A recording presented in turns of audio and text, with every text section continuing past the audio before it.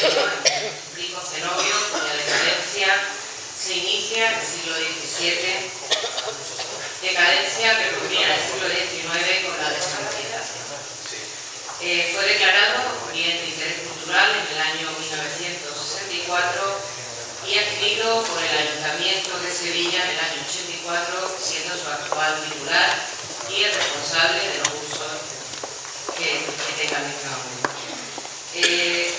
¿Por qué era el momento adecuado para acometer una segunda edición de este libro? Pues, en primer lugar, fundamental eran los 600 años que se cumplían de la fundación del monasterio. En segundo lugar, había una demanda ciudadana. De hecho, Mario Boza, dentro de las actividades de determinadas asociaciones, el Colegio San Jerónimo de Buenavista, se llama ahora, el antiguo Colegio Boza Salado, también demandaban la publicación de la segunda edición de esta obra, de forma que pudiéramos difundir conocimiento, la historia de este monumento. Es un edificio siempre en obras y en permanente proceso de rehabilitación. De muchas de estas obras ha sido responsable como arquitecto el autor de este libro, José García Tapia. Para presentar, como he dicho, al autor del libro, tenemos a Antonia Heredia Herrera. Antonia es suficientemente conocida, pero estoy obligada a hacer una presentación de ella, que además es complicada. Antonia Heredia fue facultativa del Cuerpo de Archiveros del Estado y prestó sus servicios en el Archivo de India desde muy joven. Desde el año 73, creo, hasta el año 95, fue responsable del Servicio de Archivos y Publicaciones de la Diputación, del que yo soy ahora responsable. Ella fue mi antecesora en este puesto. En el año 95 pasó a la dirección del Archivo General de Andalucía, cargo en el que se jubiló. Ella sigue, yo creo que yo también soy archivera, creo que ser archivero es algo que no es una profesión, pero sobre todo una devoción. Ella sigue vinculada en los archivos, sobre todo en la docencia, sigue dando conferencias sobre archivos, muchas en Hispanoamérica, no le arregla nada el viajar, estar en charco, y sigue, por supuesto, publicando libros, artículos sobre archivos. La Diputación de Sevilla, en el año 2010, le otorgó, le concedió la medalla de la provincia en reconocimiento a la labor que había desarrollado en favor de la recuperación de los archivos municipales de la provincia. Era la persona idónea, creo yo, para presentar este libro, en primer lugar porque ella es realmente la artífice de esta colección. La colección se puso en marcha prácticamente cuando ella se hizo cargo del servicio, y hasta el año 95 los números que se publicaron en esos momentos, evidentemente la idea es suya, ella fue la mamá de esta colección y creo que ha sido una elección acertada, además de que por vínculos familiares y de amistad que le unen a la obra. Por tanto, Antonia, cuando quieras.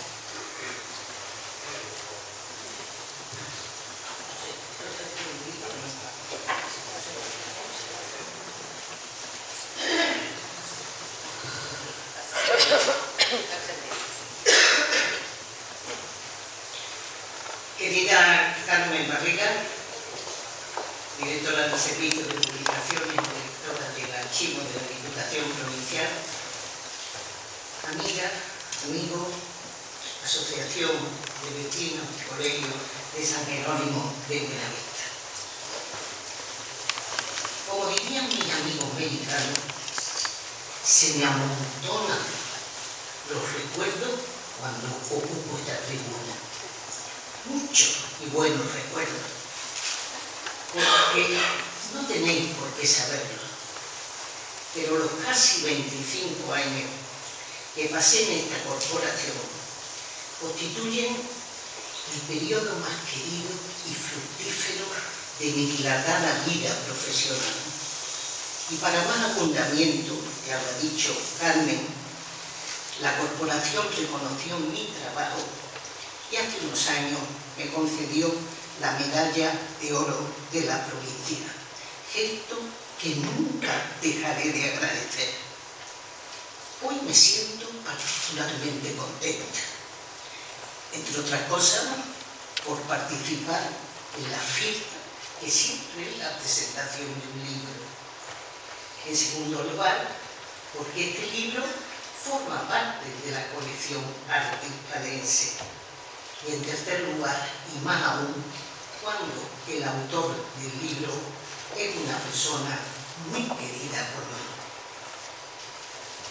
Me va a permitir empezar contextualizando el libro del profesor José García Tapián y León, haciendo algo de historia. Fue en diciembre de 1970 cuando vi el diseño de la portada y el formato de la que iba a ser la colección Arte Hispalense, concebida por quien fuera el primer bachiller de esta Diputación Provincial y a la sazón jefe de publicaciones, el doctor José Joaquín Real Díaz. El formato como un libro de bolsillo, con unas 100 páginas. El diseño original, su autor, Daniel Rodríguez Caso, que para dolor de muchos acaba de dejarlo. Funcionario de esta Diputación y sobre todo un gran artista que colaboró durante muchos años con el Servicio de Publicaciones, elaborando muchas de las cubiertas de las distintas colecciones provinciales. Y de su elegancia dejó cumplida huella en todo el material de propaganda de dicho servicio. Estaba pensada la colección con una sucesión de títulos referidos a cualquier manifestación artística de Sevilla y su provincia, con el propósito de acercar estudios de investigación a un público muy amplio. De aquí que, sin menoscabar la dimensión científica a favor de la divulgación, el aparato crítico quedaba reducido a la bibliografía. Los textos, además, irían ilustrados con un número suficiente de imágenes, 8 en color y 8 en blanco y negro, y no más, para alegrar el contenido y afianzar su asimilación. De muchas de esas ilustraciones fueron autores los Arenas, esa familia de fotógrafos tan relacionada con nuestra ciudad. Contenido y forma de una colección que pronto adquirirá un reconocimiento generalizado.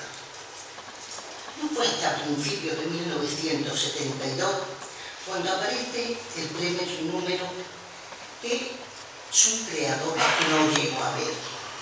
Tuve el honor desde entonces de impulsar su continuidad, oportunidad y responsabilidad que no hubiera deseado tener nunca, pero que asumida fue merecedora de una dedicación especial por mi parte, alcanzando a dirigir durante el tiempo que permanecí en esta casa los 65 primeros números. El título del primer número estuvo dedicado al discípulo de Montañés, Juan de Mesa, y fue su autor, el profesor José Hernández Díaz.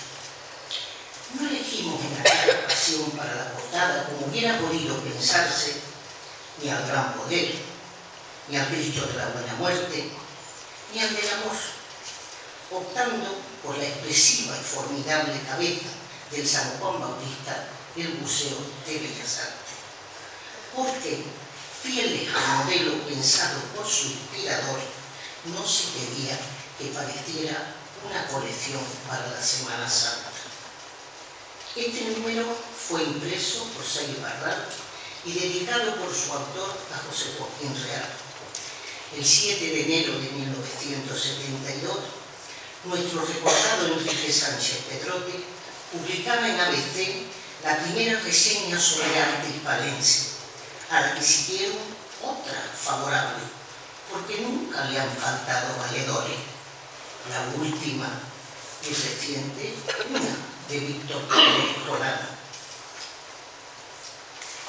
Y hablando de valedores, quiero recordar que a lo largo de su recorrido, aparte de los insignes autores que no voy a citar por innumerables,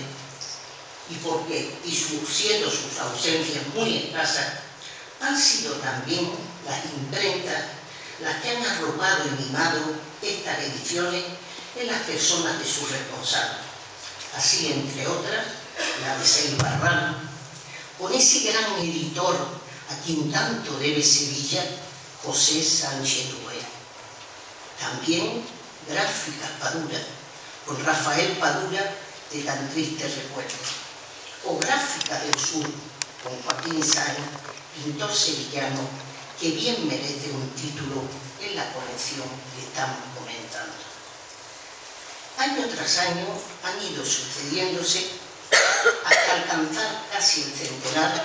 Acaba de decir Carmen que se ha publicado el último con el número 99.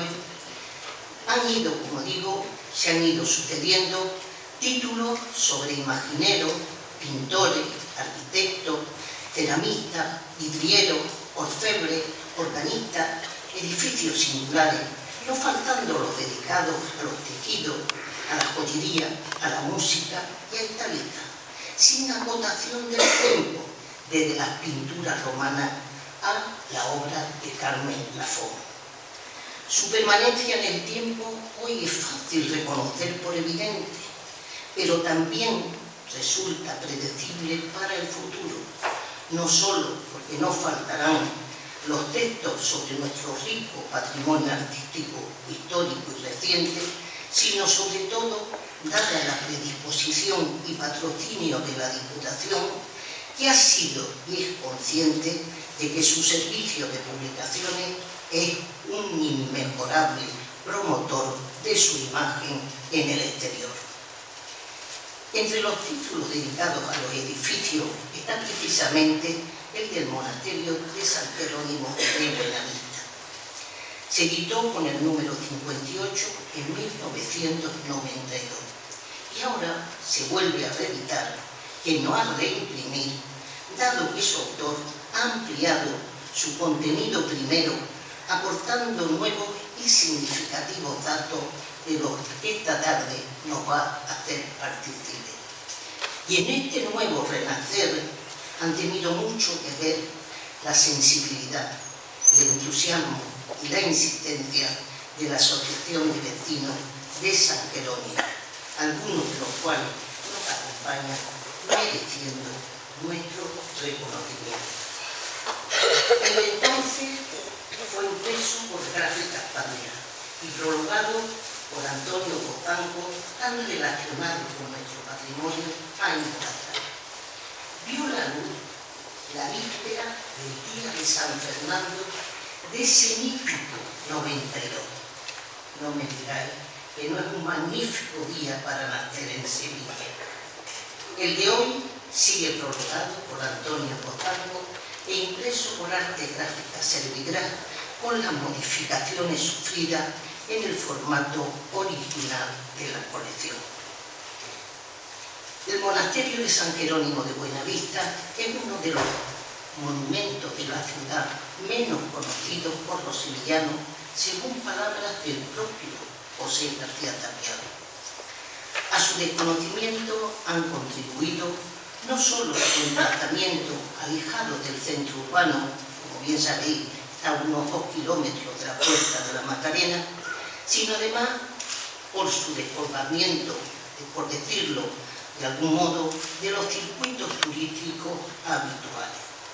Por otra parte, su condición de propiedad privada en la última fase de su vida, hasta hace pocos años, lo hacía difícilmente accesible. Su aspecto exterior, además, ha contribuido al hermetismo de su arquitectura conocida no solo por la torre inacabada y ruinosa. Eran escasos, para mayor ignorancia, los estudios sobre sus 5 siglos de historia y sobre su interés artístico hasta la aparición del trabajo de García Tapial. San Jerónimo de Buenavista, nacido como cenobio de la orden jerónima, ha tenido numerosos destinos y ocupaciones. Así ha sido residencia de prelado, alojamiento de monarca, fábrica de vidrio, imprenta de India, cementerio protestante, entre los usos más señalados, sin que hayan faltado otros menos notables. Como americanista, siempre me llamó la atención la ubicación de una imprenta de India dentro del monasterio. Fue en 1575 cuando Felipe II concede al monasterio de Buenavista el privilegio de impresión de la bula de la Santa Cruzada remitida a las provincias indianas, de las que a la data de esa impresión solo era responsable hasta este momento la imprenta del monasterio del Escorial. Y con relación a estos datos, he comprobado que en el número comentado hay una errata que ya está corregida en la segunda versión. Por obra y gracia de un baile de números, aparece 1757 en lugar de 1575. Y como editora asumo mi culpa. Autor de estas 2 versiones, como bien sabéis, es el profesor José García Tapial. Muchos de los que estáis aquí conocemos sobradamente su trayectoria. Arquitecto, profesor de la Escuela Superior de Arquitectura de Sevilla, decano del Colegio de Arquitectos de Andalucía durante el periodo 1985-1989, funcionario de carrera en el Ayuntamiento de Sevilla desde 1979 a 2008 y adscrito a la gerencia de urbanismo. Ha recibido numerosos premios nacionales e internacionales.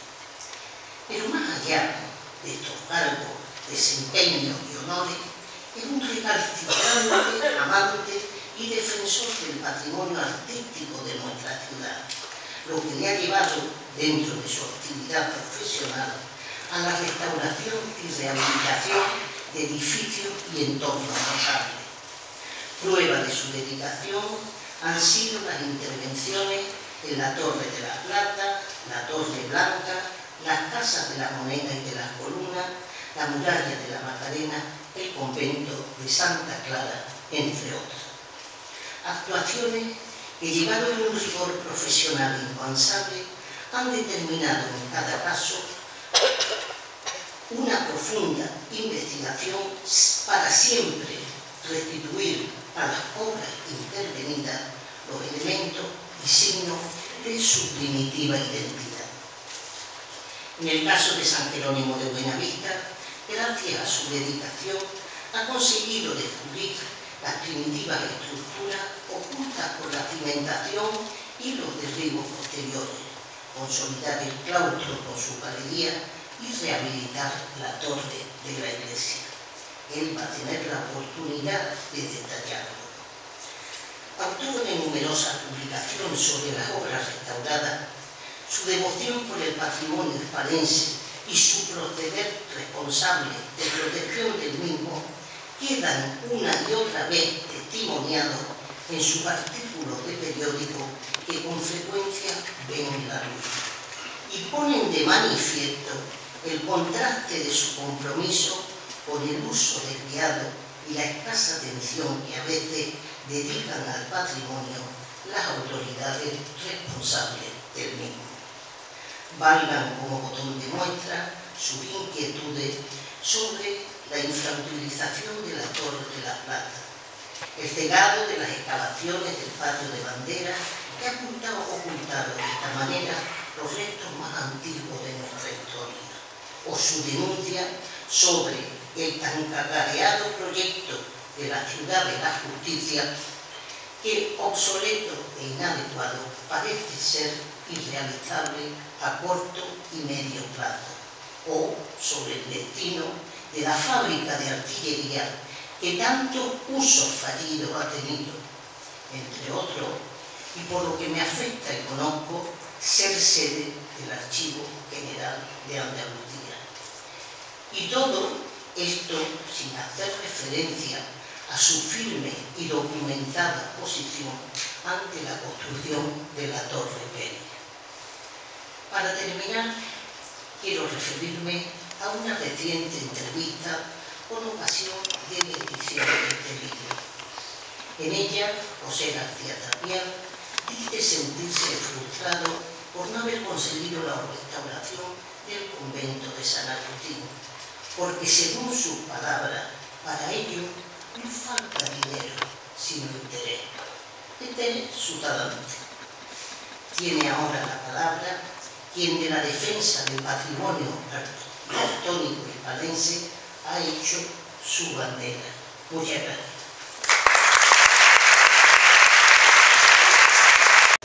Gracias en primer lugar a Antonia por sus cariñosas palabras que con mucho exceden de mis méritos. En primer lugar quiero dar las gracias a la excelentísima Diputación por haber hecho posible la publicación de este libro, y quiero aprovechar especialmente que se encuentran aquí las dos personas responsables del servicio de publicaciones de la Diputación, que supieron en su momento acoger a un escritor primerizo con una obra. Gracias, por tanto, a Carmen y a Antonia, porque han hecho posible que este libro sea una realidad. Gracias también muy especialmente a los vecinos de San Jerónimo, tanto a ALAMPA como a las asociaciones de vecinos, porque sin su entusiasmo, sin su interés por la defensa de su patrimonio monumental, etc., pues seguramente no estaríamos aquí. Y gracias, por supuesto, a todos ustedes por su presencia. La historia de este libro es básicamente la historia de mi relación personal con el monumento. La primera vez que tuve ocasión de acceder a ese monumento, estaba yo en el último año de mi carrera de arquitectura. En los primeros meses del año 68, nuestro profesor Rafael Manzano nos indicó a tres compañeros que le acompañáramos para ver un edificio en el que estaba en negociaciones profesionales con la propiedad. Este era el San Jerónimo de Buenavista. Nosotros llegamos allí y lo primero que nos llamó la atención fue aquella gran caja cerrada, hueca, en que no mostraba nada de lo que había en su interior. Era una especie de caja misteriosa. Luego, cuando entramos en su interior, hubo dos cosas que nos llamaron poderosamente la atención. Una primera era la magnífica vista que desde la planta alta se tenía del río. Recordemos, estamos hablando del año 68, el río, el recodo, el meandro de San Jerónimo estaba oculto a los sevillanos por la tapia de la calle Torneo y las instalaciones ferroviarias de toda aquella parte. El paisaje que se veía desde la parte alta era un río absolutamente virgen, y una zona arbolada magnífica, ¿no? Un bosque de ribera realmente encantador. El otro aspecto que nos llamó poderosamente la atención fue evidentemente la magnífica arquitectura de su claustro, que sobrepasaba con mucho todas las otras obras renacentistas que habíamos visto en Sevilla, con una potencia realmente difícil de encontrar en nuestra ciudad, en donde las obras renacentistas son muy contadas. Aquello fue un intento que la propiedad hizo para parcelar los terrenos circundantes al Clan Claustro para hacer una promoción de viviendas unifamiliares que afortunadamente no llegó a llevarse a cabo, ¿no?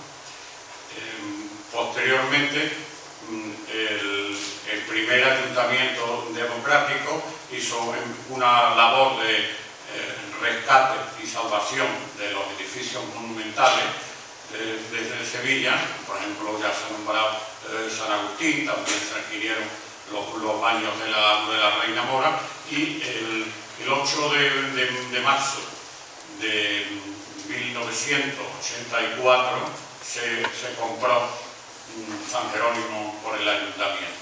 Quiere esto decir que precisamente el próximo sábado, día 8, se cumplen 30 años de la adquisición por el ayuntamiento. Este año de 2014 especialmente significativo por las efemérides con respecto al monasterio. Ya dijimos hace unas semanas se conmemoró los 600 años de su fundación, y el 27 de agosto de este año se cumplen 50 años su declaración como monumento histórico artístico. Al poco de la adquisición por parte del ayuntamiento, yo había entrado hacía un par de años como funcionario, se me encomendó la jefatura del Departamento de Arquitectura y Patrimonio, y una de las primeras cosas que encargamos allí, en el que estaba con José María Cabeza compartiendo estos anhelos y estos intereses, fue encargar un estudio sobre San Jerónimo de Buenaventura, puesto que no encontramos apenas bibliografía sobre el monasterio. El monasterio parecía que no existía en algunos catálogos o tratados de arquitectura renacentista andaluza, etcétera, no se hacía ninguna referencia, como si no existiera. Y cuanto más alguna vez se hablaba de unas ruinas. Este concepto, esta denominación de ruina fue algo que me afectó profundamente, porque realmente yo entendía que aquello no era una ruina, que aquello era parte de un edificio, y no una parte cualquiera, sino la parte más noble de un edificio tremendamente noble. Por eso, cuando la comisaría del quinto centenario, motivo del quinto centenario del 92, encargó una serie de proyectos de rehabilitación sobre monumentos relacionados con el descubrimiento, y dado que en el monasterio de San Jerónimo de Buenavista había estado erradicada la imprenta de India, esto es, los primeros documentos impresos que entraron en el Nuevo Mundo se produjeron, se imprimieron en San Jerónimo. Entonces nos dieron una cantidad y me designaron a mí como arquitecto para que interviniera en la rehabilitación. Lo primero que nosotros vimos era que había que conseguir que aquello dejara de ser una ruina. Si bien no era todavía un edificio, no sería un edificio hasta que a través de la portada renacentista, que por ejemplo hay 8 magníficas portadas renacentistas en la planta baja, se franqueaban esas portadas y lo que había era un vacío, era el campo, era un solar, hasta que esas portadas no dieran a unos espacios vivideros, aquello no se podía considerar un edificio. Luego no existía escalera de acceso a la planta alta, por tanto no era utilizable la planta alta, carecía de los más mínimos elementos de seguridad, tipo barandilla o similar, para que se pudiera acceder a la planta alta. Así que nuestra rehabilitación se centró básicamente en hacer utilizable, o sea, la verdadera etimología de rehabilitar es volver a poner hábil, o sea, que sirviera para algo. en aquello se centró la rehabilitación, y en una parte importantísima de la rehabilitación fueron las excavaciones arqueológicas.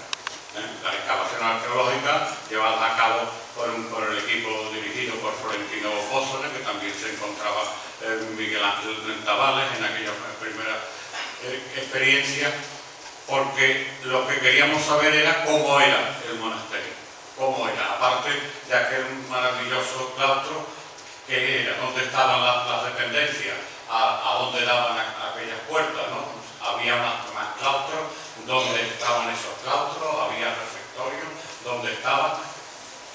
Queríamos saberlo todo, queríamos de alguna forma restituir al monasterio su identidad, su manera de ser.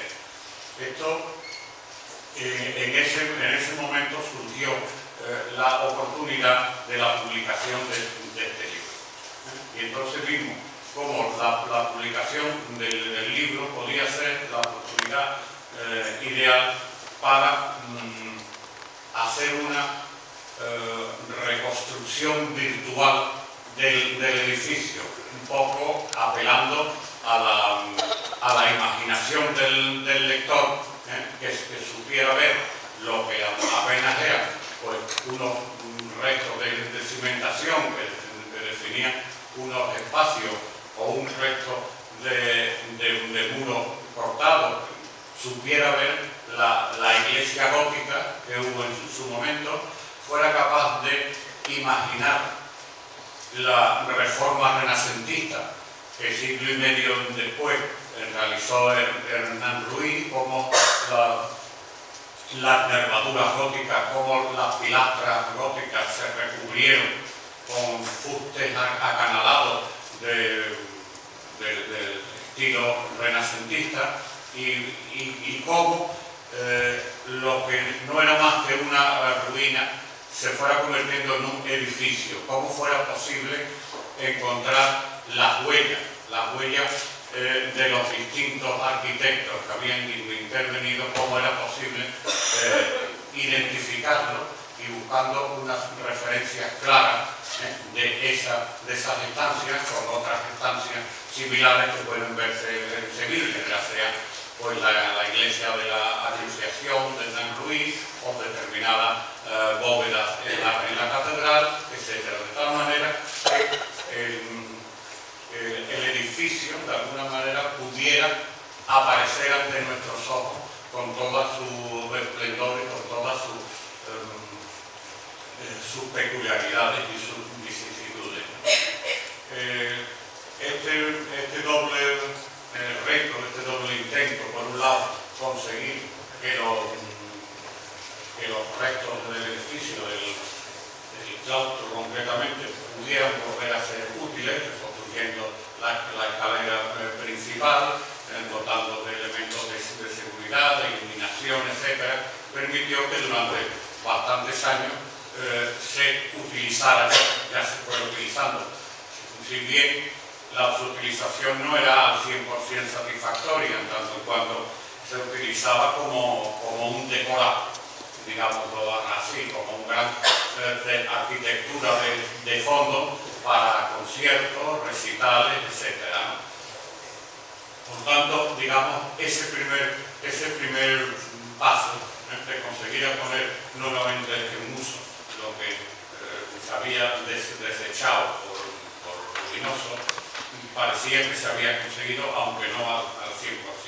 Y en cuanto a la publicación, permitió también, o hacía al menos lo creo yo, que el edificio volviera a los circuitos habituales de los historiadores del arte, que ya los historiadores del arte se interesaron por él, vieran que no era una ruina, sino era un edificio, buscaran las huellas de los arquitectos más preclaros del Renacimiento que intervinieron en él, y eso se ha conseguido, y en estos 20 años transcurridos entre la primera publicación y esta revisión muy ampliada que tenemos aquí hoy, han sido ya numerosos los autores que se refieren al monasterio y han entrado a estudiarlo y por tanto de alguna manera ya han entrado en el circuito.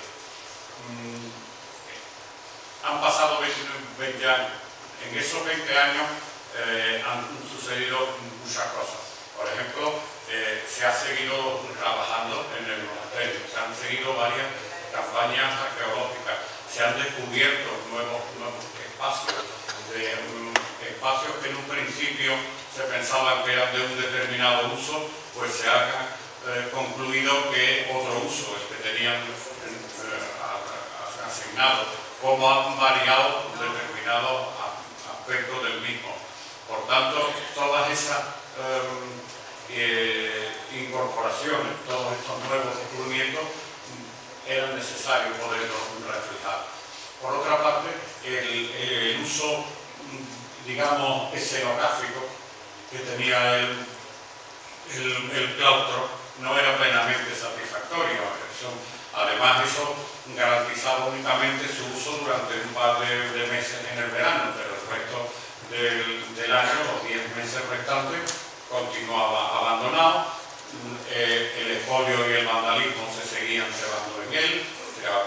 En este tiempo pues, se ha robado desde el brocal del pozo, que no era el original, sino era la copia de una segunda copia, hasta la única balustrada de mármol que quedaba.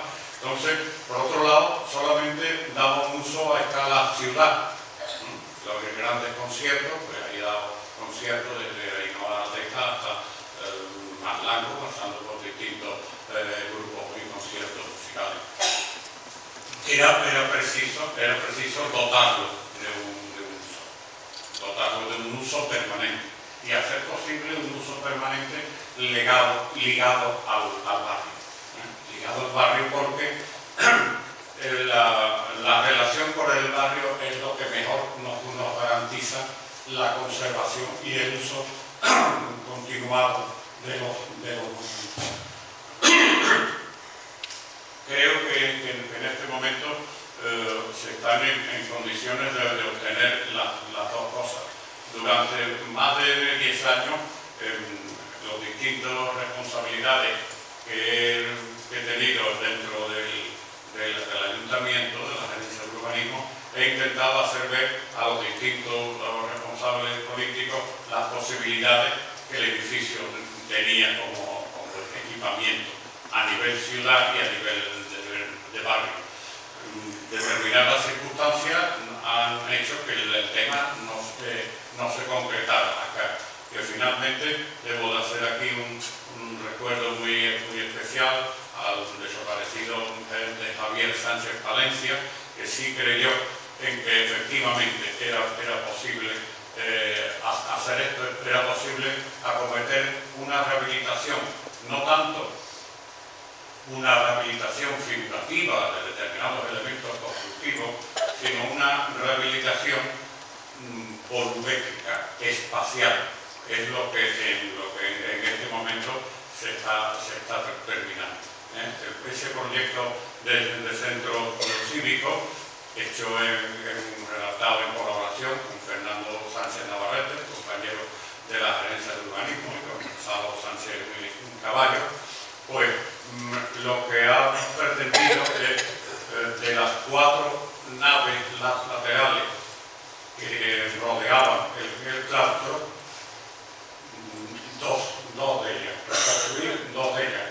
No se han reconstruido por razones obvias. El ala norte, porque es la que correspondía a la iglesia, y tampoco el ala oeste, que es la que a la que mira hacia el río, que su construcción pues nos privaría de esas magníficas vistas que desde el claustro se han tenido siempre sobre el río. Son, por tanto, la crujía, la nave del sur y la nave del este, las que se han reconstruido exactamente con la misma altura, con la misma proporción espacial que tenían las naves primitivas, si bien no se han empleado elementos decorativos miméticos, sino con un sentido de la arquitectura contemporánea y sobre todo dejando muy claro cuál es la parte histórica y cuál es la parte que se ha añadido, facilitando esa lectura, ¿no? Quiero decir que todas esas nuevas experiencias se han incorporado en este libro que hoy presentamos. Tiene prácticamente el doble de páginas. ¿Y en qué ha consistido eso? En el primer libro, en el del año 92, como digo, tenía un aspecto muy arquitectónico, muy de reconstrucción ideal e imaginativa del monasterio en sus orígenes. Por eso tenía una gran carga de planimetría, de planos, alzados, secciones, etc.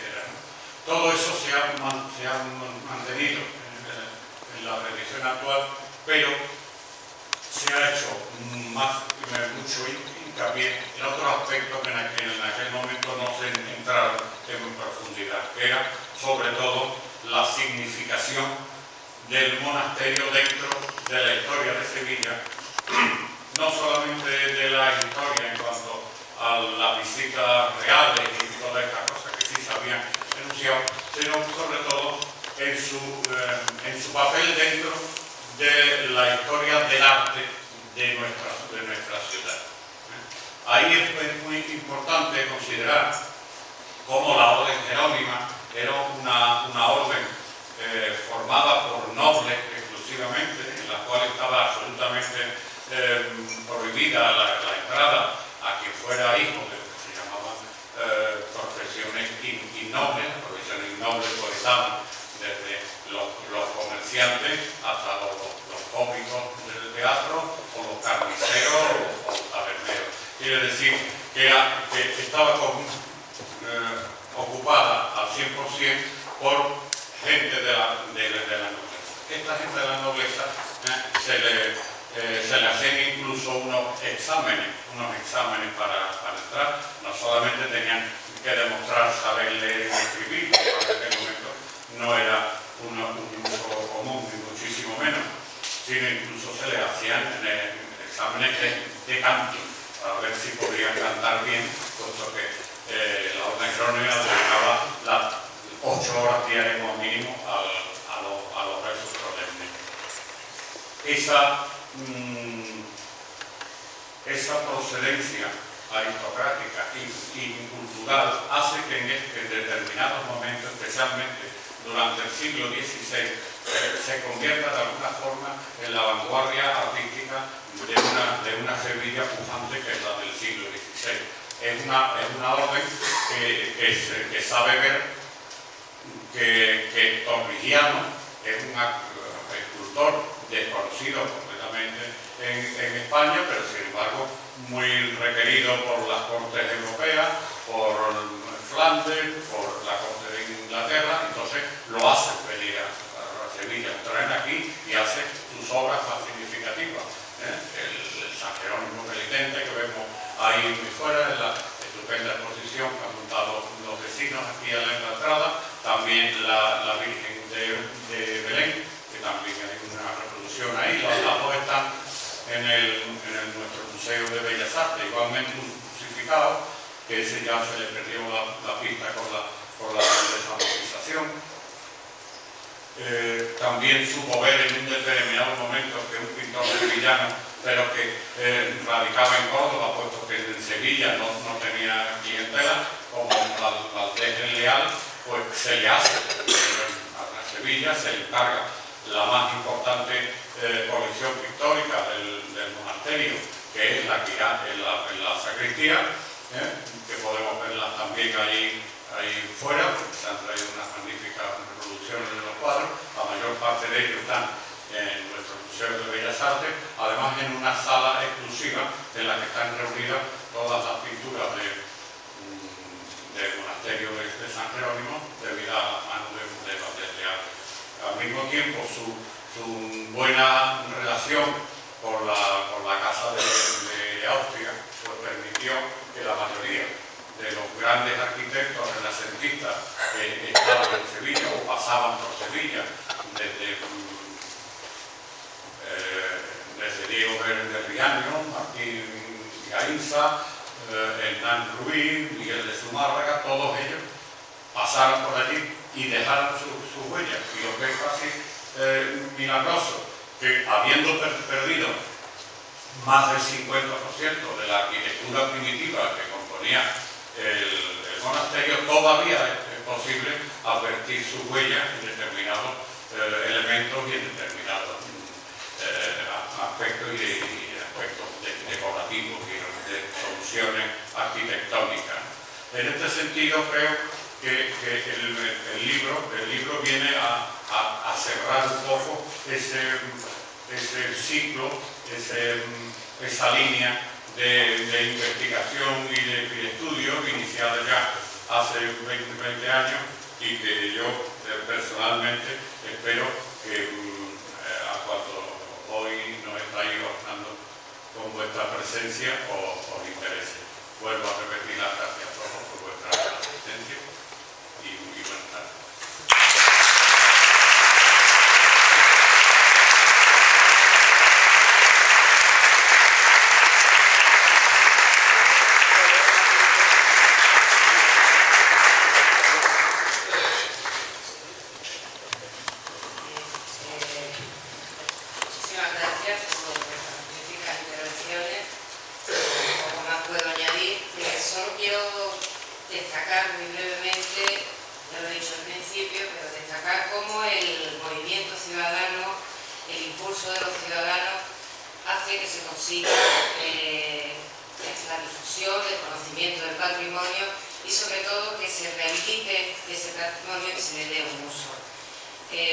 Agradecer muy sinceramente al AMPAD del Colegio de San Jerónimo de Buenavista no solo su asistencia, su apoyo y su decidido impulso a la publicación de este libro, sino también por la magnífica exposición que habéis montado ahí fuera. Ha sido una sorpresa, la verdad que no sabía, es una sorpresa, espero que lo aproveche.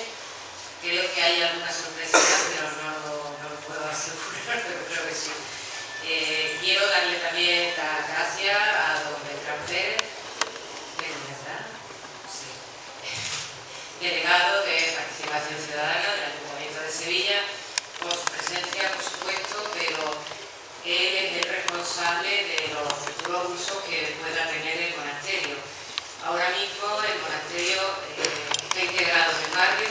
Yo viví unos años en San Jerónimo, me metí muy buenos amigos, y en aquella década de los 80 el barrio vivía, a pesar de llevar el nombre del monasterio, vivía muy de espaldas a ese monasterio, a ese edificio que hoy debe ser un emblema y una seña de identidad del barrio. Desde la Diputación creemos, lo único que pretendemos es colaborar a la difusión de este patrimonio que hoy, gracias a este libro, a las incorporaciones que se han hecho en el libro de las últimas investigaciones, intervenciones que ha hecho José García Tapián en el edificio, como digo, solamente contribuir a la difusión y al conocimiento de la historia del monasterio y del importante patrimonio que tenemos en la ciudad. Muchísimas gracias a todos por su asistencia.